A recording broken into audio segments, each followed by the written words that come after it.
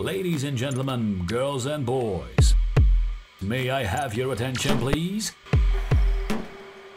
Are you ready to engage in a mind-blowing experience and hear talks about life, technology, entertainment, and business? The next episode of HIPTHER Talks starts in 10, 9, 8, 7, 6, 5, 4, 3, 2, 1, go. Hi everyone, Zoltan here from HIPTHER Talks. We're back again this week. Today we are still in the blockchain sphere.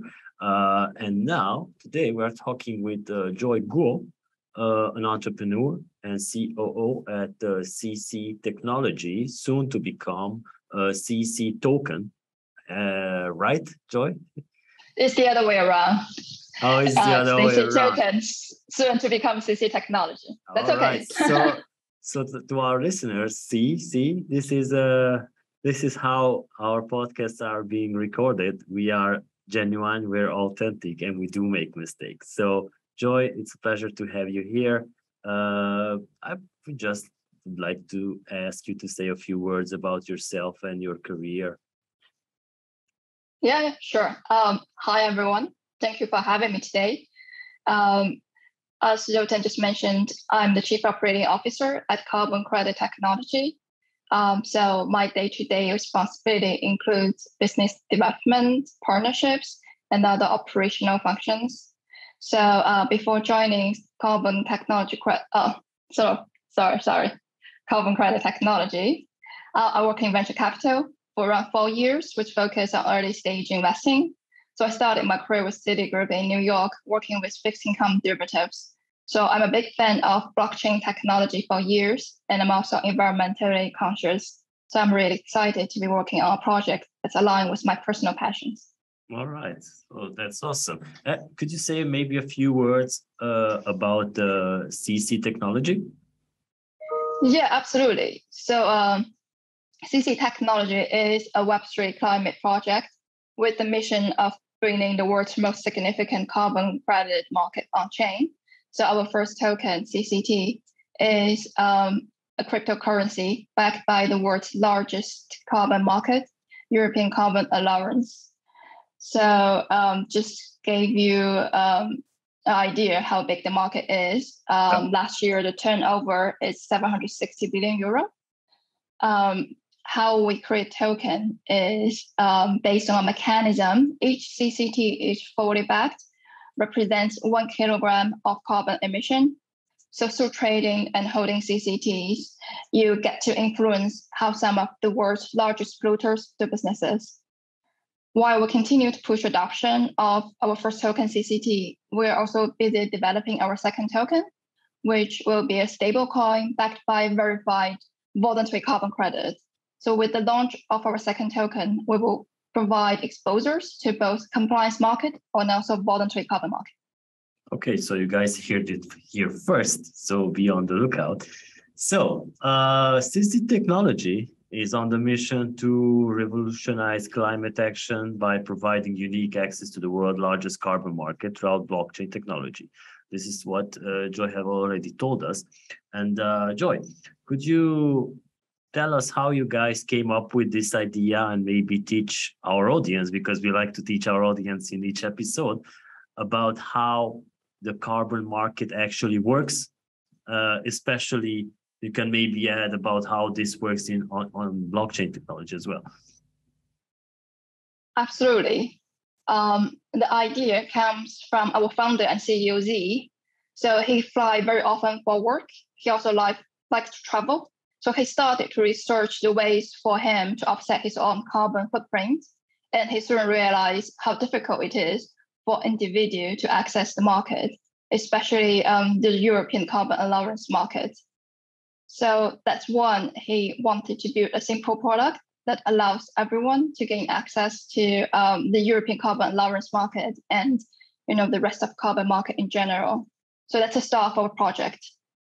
In terms of carbon market, happy to give you a primer on the carbon market and how it works. As mentioned previously, there are two types of carbon markets.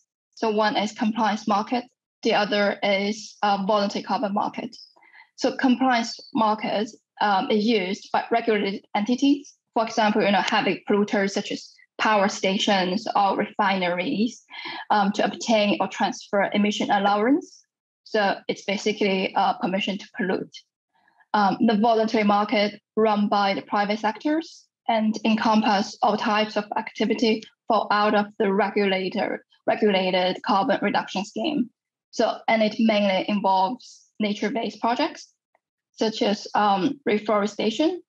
So in terms of market size, compliance market represents 90% of the total market size. But in the meanwhile, voluntary market is growing very rapidly. Okay. And what about having this on blockchain? Yeah, absolutely. So what blockchain can do is it can bring transparency, enhance liquidity of the carbon market. So I think one of the key use cases of blockchain is data transparency. So the existing carbon market is very opaque. It is difficult for landowners and farmers to find buyers for the carbon credit generated, and vice versa, it's difficult for corporate buyers to locate high quality carbon offsetting projects. But if we load all the project data on chain, so everyone can see it, can track it, and it's mutable. So the enhanced transparency will make the high quality carbon credit projects more visible. It also enhances confidence of the corporate buyers. So with enhanced data transparency, it comes increased liquidity, which means better access for everyone. So that is one way blockchain can enhance access. The other way blockchain can broaden access is by creating tokens on the basis of real-world carbon credits. So such as what we are doing. So CCT is backed by a real-world European carbon allowance, because you have to trade in bulk in TradFi market. By tokenized, by bringing this on chain, we enable everyone to gain access to the market. All right. So yeah, this led me to my next question, which you already answered, about how can blockchain open access to carbon markets, which it certainly brings a new era and a new aspect to it. So your project is democratizing access to regulated carbon credit market, and is the first to be collateralized by the European Union allowance, as you mentioned.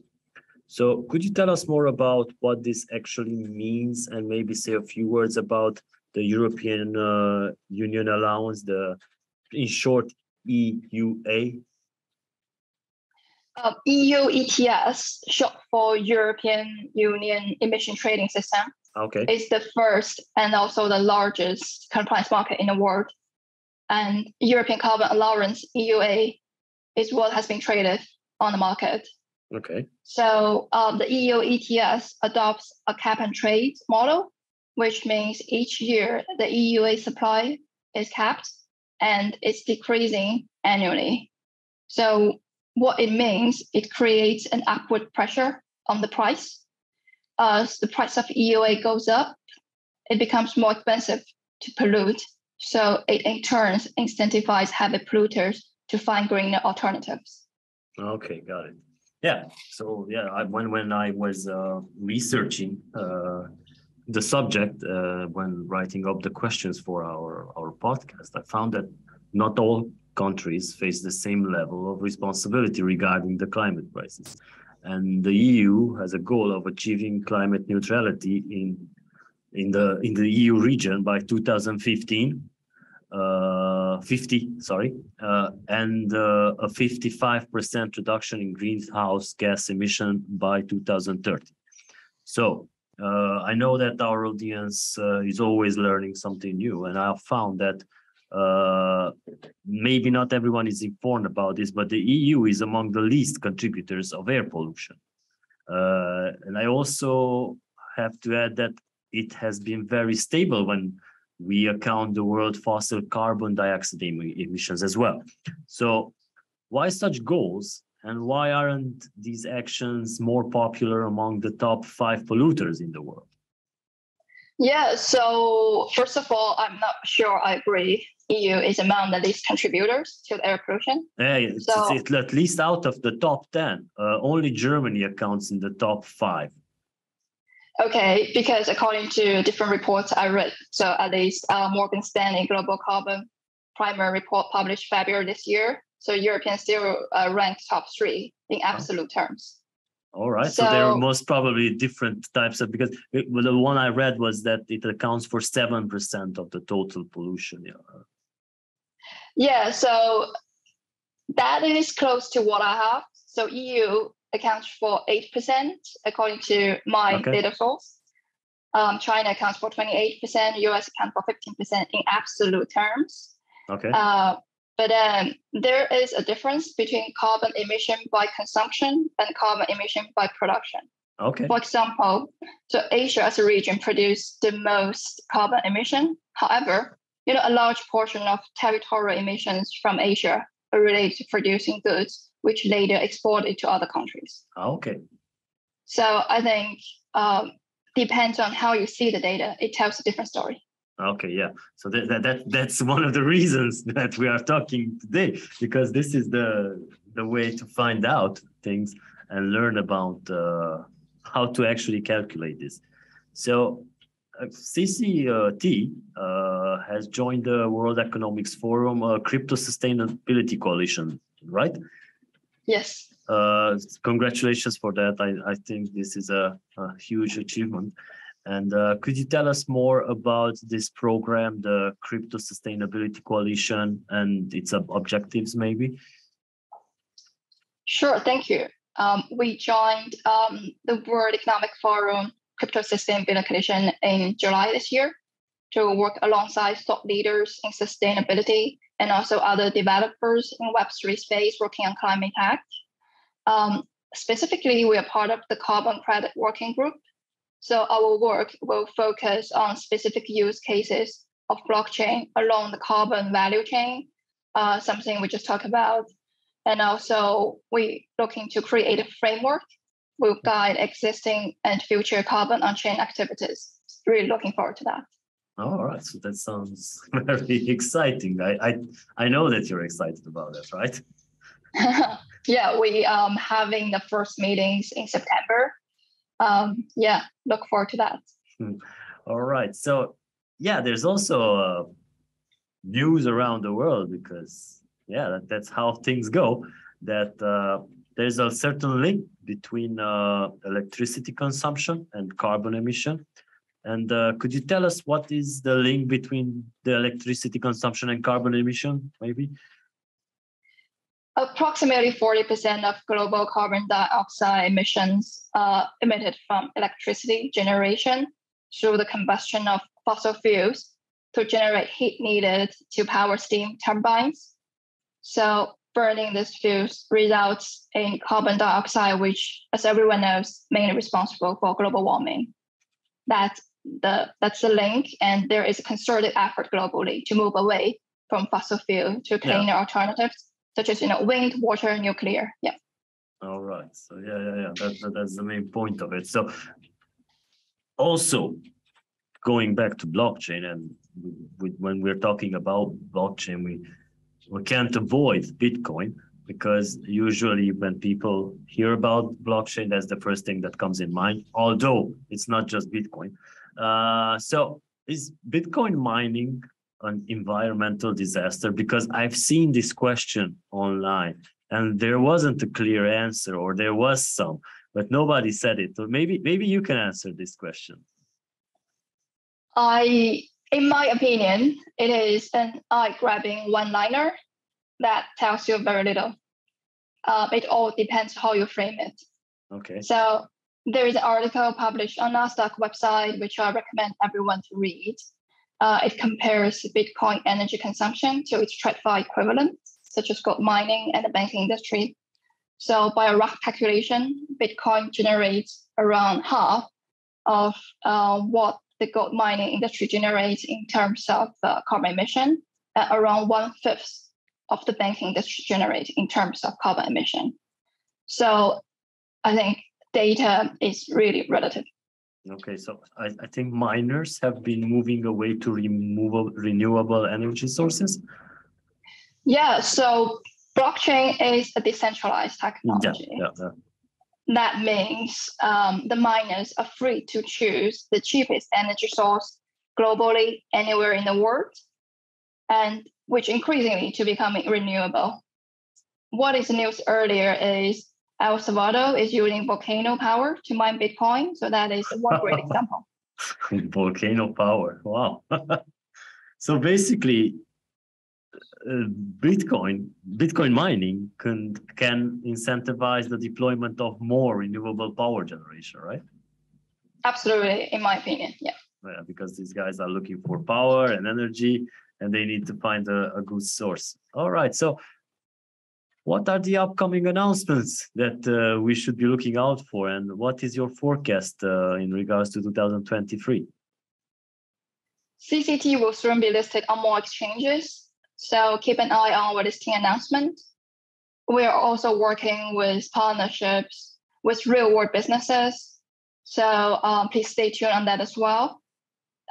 In terms of 2023, I don't want to disclose too much, so the best way to stay in touch with us is follow us on Twitter at CCTokenHQ, and while you are there, please subscribe to our newsletter as well. All right, so these are some great parting words, and thank you for this. Thank you for your time first, and yeah, we did not consume that much energy with this podcast, right? Exactly. That's in line with our value. Yes, exactly. So thank you so much, Joy, for joining us, and to our audience for tuning in. If you want to say goodbye to our friends who are listening to this podcast, you are more than welcome. It's my pleasure to be here, Zoltan, and hope to speak to you again soon. Bye. Yeah. Okay, so thank you guys. Thank you for joining. See you all soon. Thank you for joining. Be sure to check back next week for the next HIPTHER Talks and subscribe on Amazon Music, Overcast, Spotify, Google Podcast, Apple Podcast, iHeartRadio, SoundCloud, Mixcloud, and Pandora.